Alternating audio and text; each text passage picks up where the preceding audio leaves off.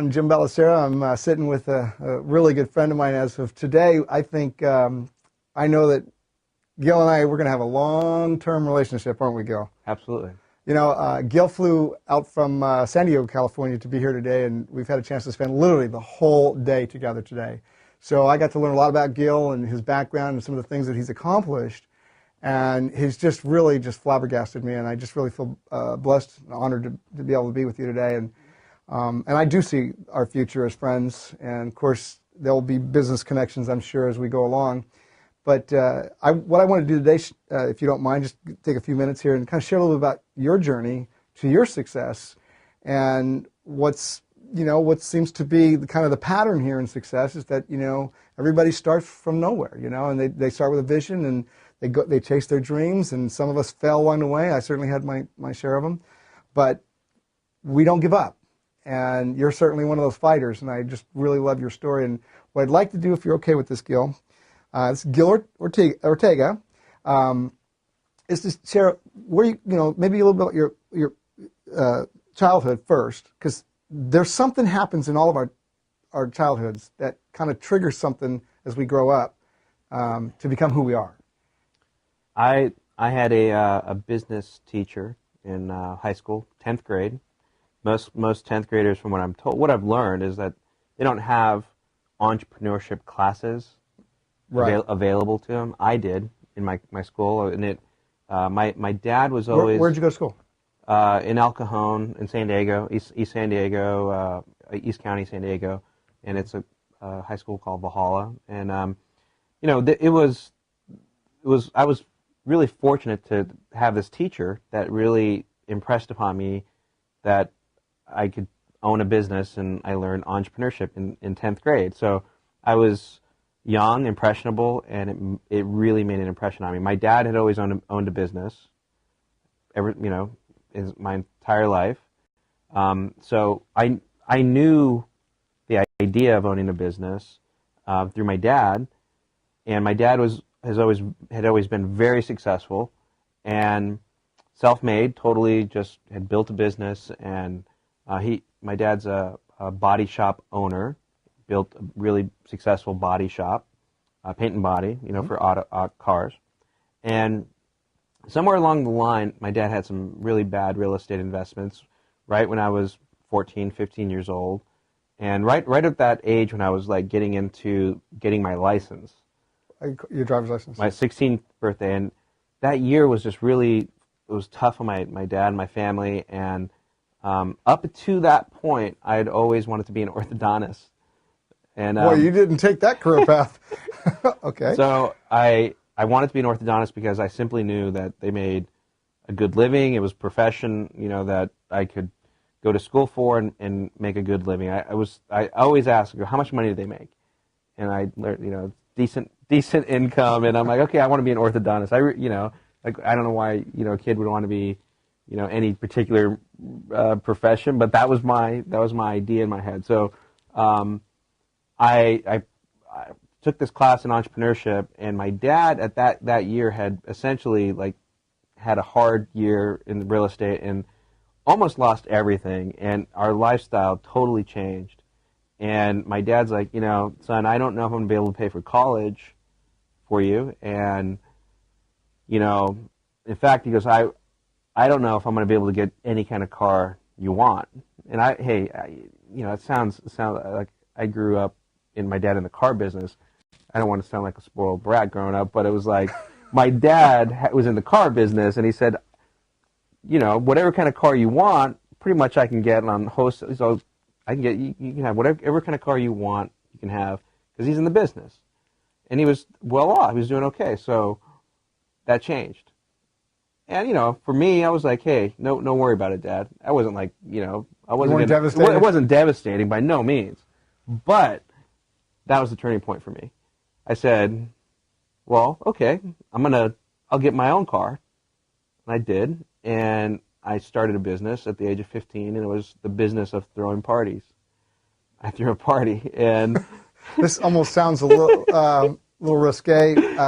Let me ask you, what kind of parties are you talking about? I threw a birthday party. Okay. And I didn't have any money to throw the party. So I charged. I asked. You charged for a birthday party? I charged for entertainment purposes. Yeah, I did. $3, but I had, over 1,000, almost 2,000 people show up to my birthday party. Yeah. This is your birthday party. You charged $3, and you had almost 1,000 people come. Over 1,000 people, yeah. And oh my God! At 15 years old, going to be 16 on my 16th birthday, it was a lot of money. And so what that created was this spree of parties, hundreds and hundreds of parties over a 12-year period of time.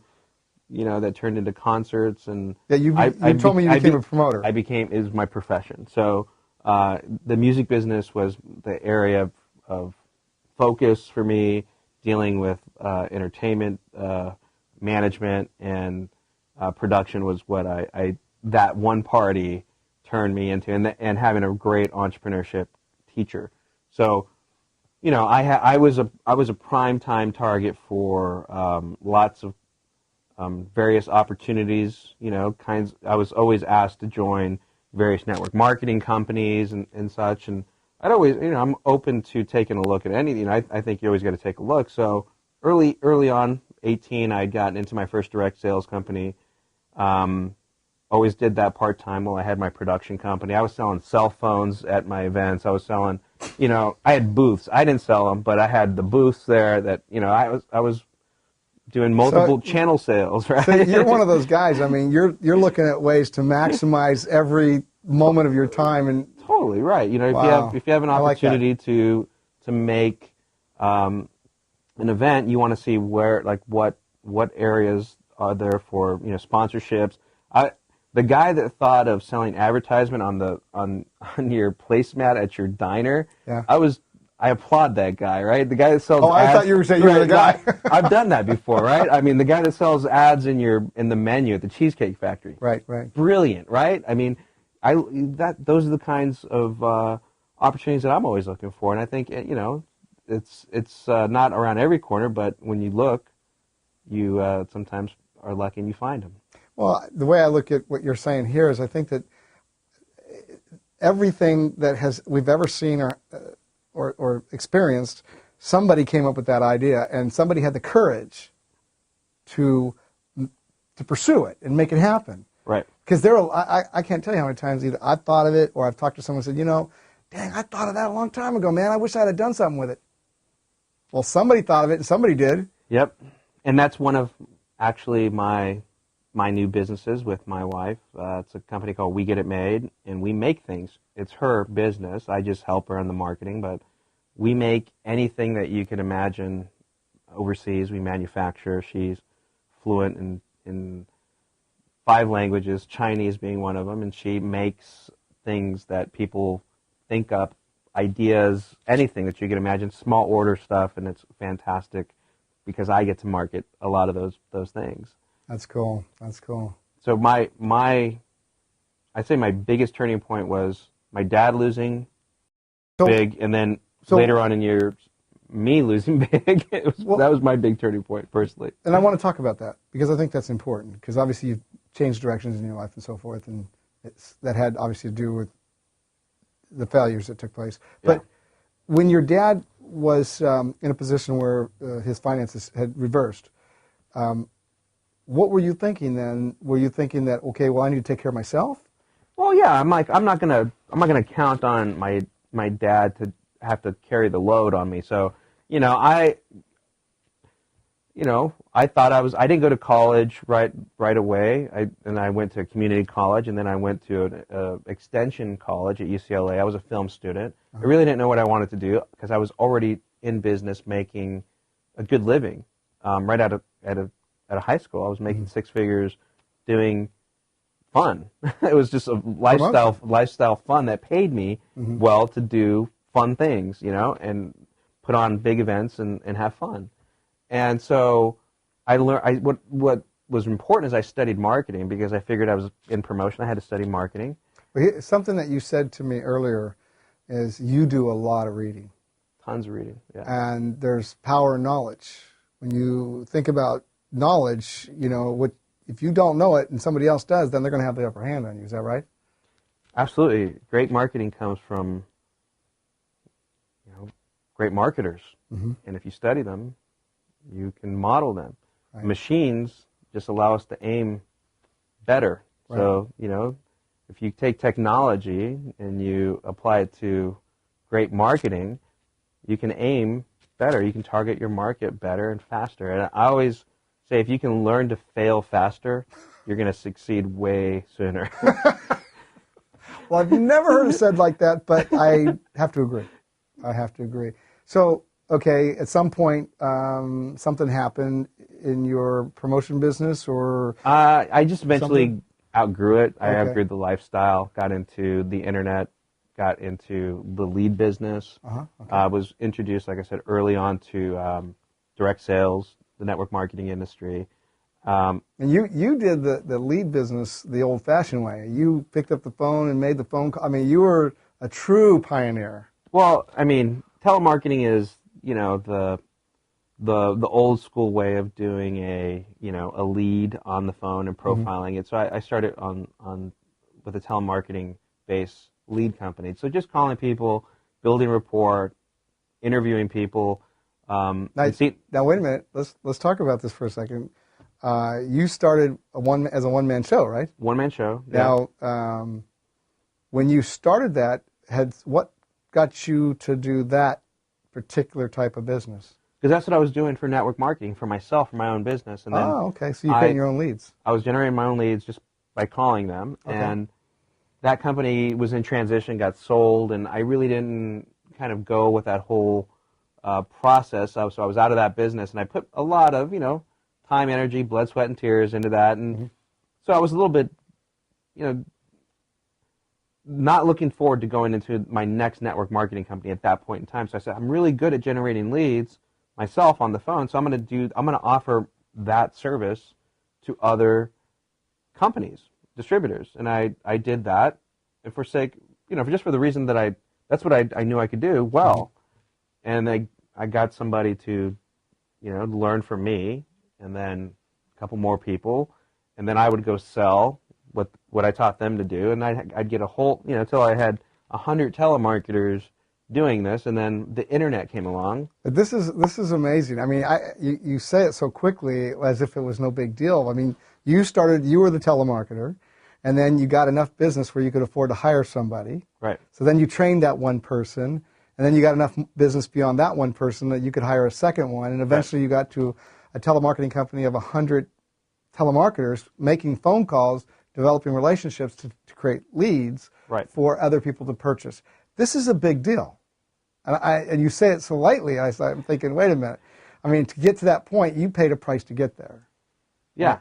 And so, I mean... Lots of no's on the phone. Lots of no's on the phone, but you even told me in our conversation that you got so busy that you were working till 2 in the morning because even though you got the leads, you still had to transfer the leads, and you had to make sure that you were able to get them to your customers. I mean, it was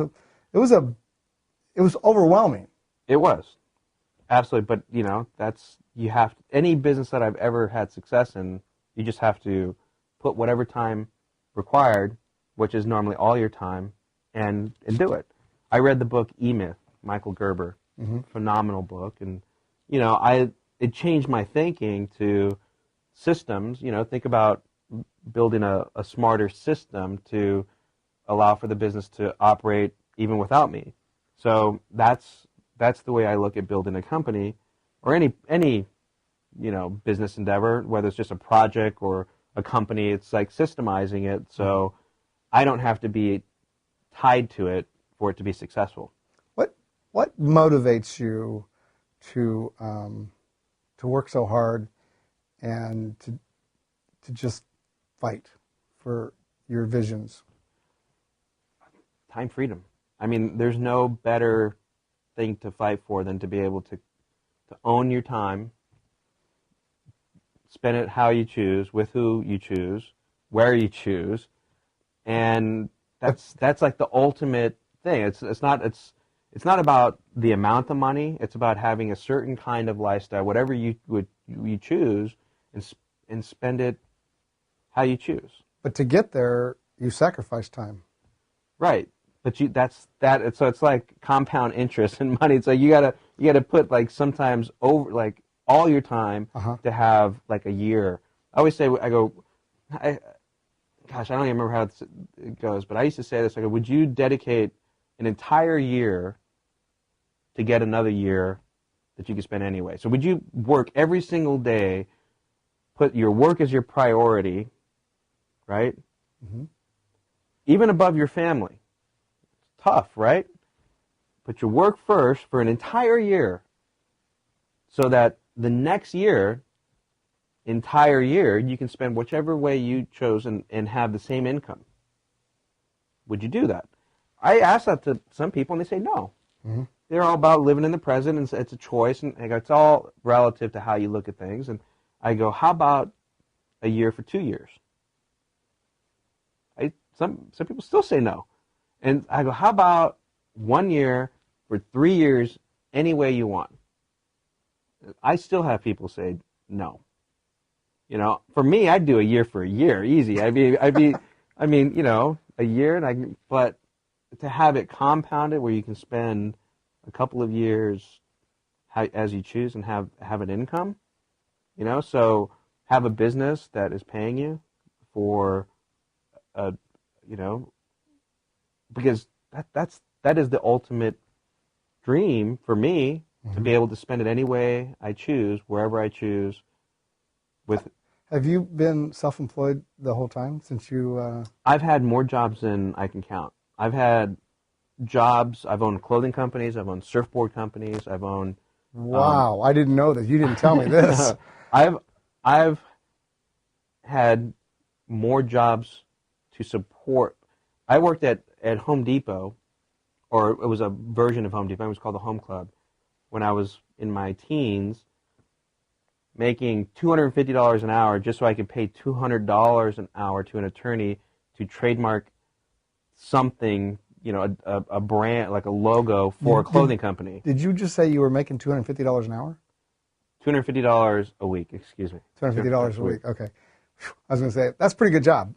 Yeah, that to pay the attorney for, you know, $250 an hour. So work a whole week to pay an attorney. Who makes $250 an hour? Yeah, so I had to have a job sometimes, parties, and then throw parties in between that time. And once the party business was, like, you know, through my early 20s, I didn't have to have a job. So in my teens, I had so many jobs that I couldn't keep track of them because I had to have enough money to get to the next party. You know, to produce the flyers, or, you know, to buy sound, like DJ equipment or something, you know. Got it. So it was always, I had to have a lot of jobs, but through my 20s, it was self-employment. You're just like, whatever it takes, it doesn't matter. You're just going to do it. Well, yeah, you know, within reason. Well, yeah. I understand that. So, okay, you talked about having an experience of going through failure. You want to talk about that? It's important to the listener. Okay, so after my initial success, I had a company that I invested in and became a partner, and it was a software company, and I had you know, a .com kind of tech company, and I had a big rise, you know, just like a lot of the success stories that you hear, where we became paper millionaires, and huge energy rush for 2 years, and lost everything that I had made in a previous company and invested in this technology company. And it was my first experience with a tech company, and it was from beginning of 99 to the end of 2000. And it was that ride that essentially taught me the internet. I cut my teeth in technology, and I learned so much, but also lost everything that I owned that didn't fit in my car. And so you really did lose everything. I lost everything. Even had to pawn my computer due to, you know, I was a .com casualty. But I didn't feel bad because there were so many other people in that same boat, and I'm like, hey, you know, it's like these are like tough. It felt bad at the time, but I'm cup half full. I'm an optimist, and there's no two ways about it. I look at it like, okay, I'm gonna figure it out and be okay. I can go get a job doing something and make a living. So I'm thankful for that, you know, that I'm not like disabled and I can't I got bad eyes and I was worried about that, but it's like, I'm able to work and make a living. So I was able to get my way to Las Vegas and start over. And that's where I started my new company about a year and a half later, and had a job in the travel industry of all industries, right up to the point when 9/11 came around. Oh, man. Kind of chilled out the travel industry. So I was, You're without a a casualty job, now. casualty again. Of the travel industry. And just, it dawned on me to start another lead company. I'd sold my other lead company, successfully, and this new lead company was not going to be telemarketing. It wasn't going to be a telemarketing-based company. It was going to be an internet-based company, and I'd learned enough about the internet that I gave it a go. I started with $50, got a template website, and I was on my way. $50. You started a business for $50. $50, template website. Yep. Oh my God! And then what happened? I grew the business and eventually sold that business in 2007, and became very successful. And really, I don't. Now that business did millions and millions and millions of dollars. Yeah. That you sold. That's pretty. You started that company with $50. $50. This is impressive. I mean, it's not. I got $50 now, and I'm trying to duplicate it. So, things have changed a bit, but that's the thing. It's like the market changes. There's windows of opportunity. Mm-hmm. Right now, there's a huge window of opportunity. Several unique windows of opportunity in our marketplace, even though it's a tough, it's a tough time in the economy. Mm-hmm. But there are opportunities to build successful businesses right now. Well, I'm totally a believer in that. I mean, I have both types of friends, that ones that talk about opportunity is all around us, and I have those that are gloom and doom. Right. And I think partly because they've certainly been affected by the economy the way it is right now, and then all the negative input that comes off the media, the television and the newspaper and so on and so forth. But I think some of my best friends have really, they've claimed that this is their opportunity. This is their time for victory. And I would rather gravitate to that direction. Well, yeah. I mean, I would rather be totally positive about this, economy. It's hard to do. It's hard to be in the muck of, negativity and still come out as an optimist and say, hey, we're gonna persevere. We're gonna see through this and help people along the way. I mean, that's the goal. For me, I know that if I was to lose it all, God forbid that it happens again to me or to anybody I know, but it's something that does and can happen. Sure. Whether it be,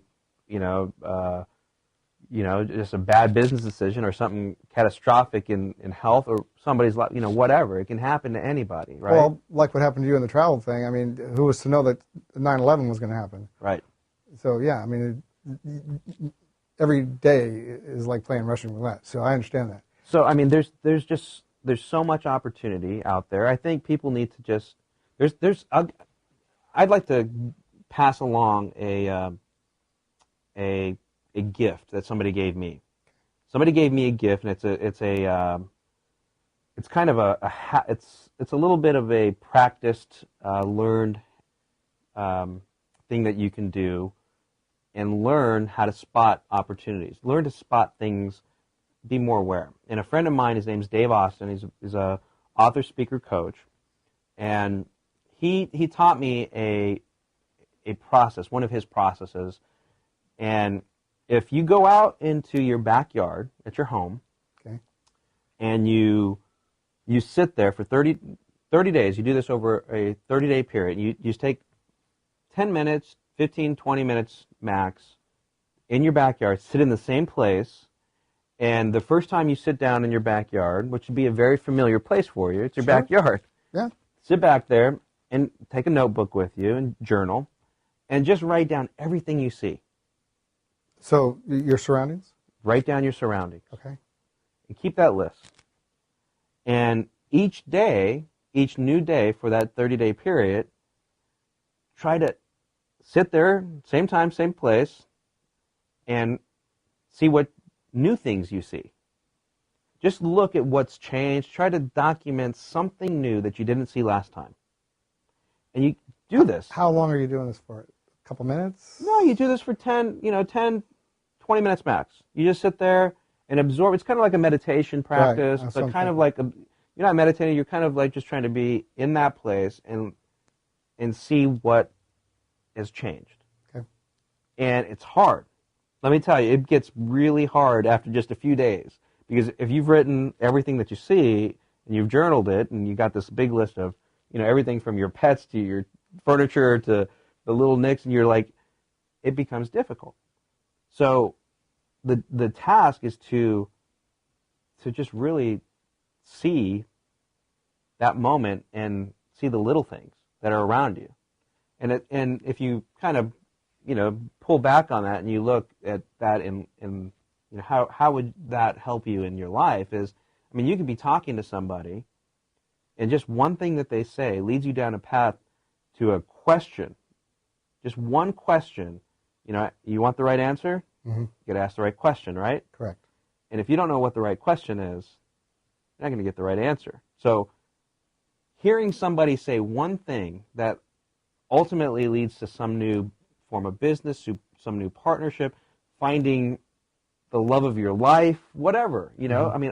The opportunities that are just not right there on the surface, but they're like right around the corner. They're like in some little nugget of what somebody said or what is something right around you. I think that's really what I've had the fortune of, is being able to spot certain things, certain opportunities, and dig a little bit deeper, Mm-hmm. and find a win-win, a cooperative type of opportunity to be part of. And so that doing those kinds of practices are not the only way to muster up those kinds of skills in your life, or those those abilities, but they're helpful. If you become conscious of them, it's like a really great thing to be able to do. Well, I think what you just said is pretty powerful. And one of the things that I have either practiced on purpose or accidentally, I'm not really sure, but it's become a major part of my life. Today, I literally picked you up at 9:30 this morning. Actually, your plane came in a few minutes early. Thankfully, I made it to the airport in time. So we're spending literally the whole day. You're going home tonight at 9:45. So, we're literally spending a 12-hour day together. That's right. And I have picked up a handful of nuggets that have affected my life already. Because I believe I learn more by listening than trying to tell. Right. And today you've definitely blessed me with some knowledge that I did not have. And I'm going to use it. That's awesome. Yeah. Well, thank you. That's cool. We're running out of time here, but it's really always a treat to have somebody who has had to scratch and claw their way to success. And I think the better stories, to be honest with you, are the ones that it wasn't a gravy train. You had to see failure along the way, because then you're more realistic. I used to hate being around people that could they could read something and recite it verbatim, or they have a photographic memory. I'm dyslexic as well. I honestly, I don't know if I am. I think I might be a little bit, because I invert numbers, but and I'm bad at math. So, I wasn't a great student. That's all I mean. I used to have to work my butt off to be, on the A-B side of grades. I was like a C+ student at best. And I was great at throwing parties and, doing... But it sounds like you always excelled at the things you liked. Well, they say, pursue your passions, right? So that's hopefully, I hope anybody would do, at least try. Yeah. Well, like I was saying, I really get a lot more out of somebody who has had to pay a price, because the appreciation level goes through the roof. We're going to wrap this up, and I would love to just have you kind of share one last thought that might inspire someone to stay focused on their goals and dreams and not to give up. Wow. I think that's probably the single largest thing that I could say distinguishes somebody from being successful or not. And it's in a way cliche, but I had somebody instant message me the other day, and I said, he was thanking me for kind of telling him, give it 90 days. I was telling him to give it 90 days, because he was like trying some strategies for building traffic online, and whatever kind of success you're looking for. It's all relative, but this is the crucial thing here. It's like right when you're at the point when you're going to give up, whether it's training for some athletic event, or it's training how to build your business, or getting traffic to a website. If things aren't working, you're losing money, you're losing your mind, you're losing your patience, you're just you're at that point. That's when that whatever it takes to stick through is what makes it happen for you. And I'll give you a scenario. I don't know, normally I do this on a whiteboard, but imagine if this right here is rock bottom. Okay. This would be, rock bottom might be different for everybody. Let's say rock bottom for this example is being homeless and having nothing. Okay. Okay?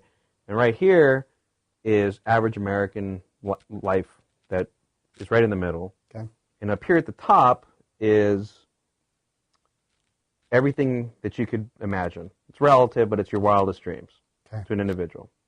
So the middle, rock bottom, wildest dreams. So everybody that's right here in the middle has, whatever it takes to stay in that zone.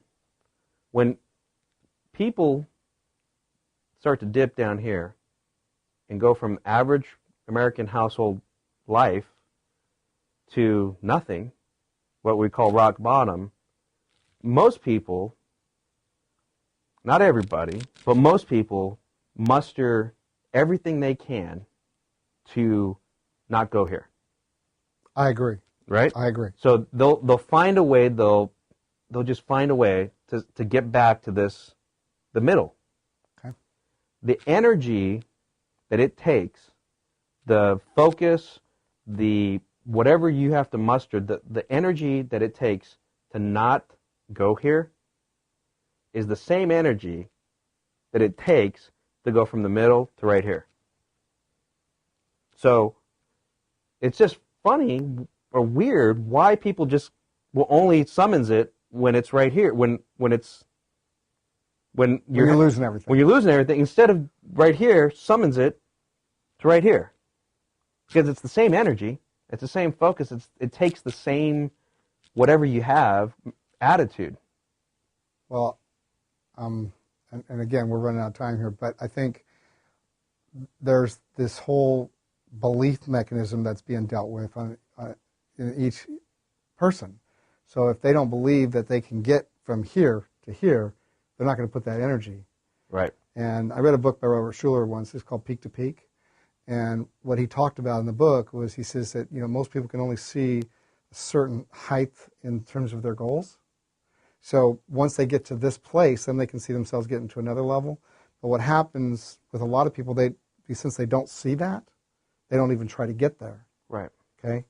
And so they just stay where they're the comfort zone. And when that comfort zone gets uncomfortable, and if they are going crashing and burning, then you're right. They're going to summon the energy that it would take to at least get back to that comfort zone. But I found for myself, my comfort zone is achieving. I can't sit still. I can't settle for. And I don't mean that settle for money, a mediocre lifestyle. I'm not trying to say that. I'm just saying that I have found my comfort zone is in achieving. And I think that until people realize the feeling of achievement, right, they don't know how good it is. Right. Does that make sense? Yes. Yeah. And talking to you all day today and spending the time with you, and I know that you're that kind of guy. I mean, you're hungry to do more. Totally. To be more, To be more, do contribute more, to contribute just, more. yeah, absolutely. And that's awesome. And I know, by the way, I've been watching your heart all day, and I know that you care about people. And I've picked up on that throughout the day, and I really like that about you. So I just want to thank you for taking the time. Thank you very much, Jim. Appreciate it.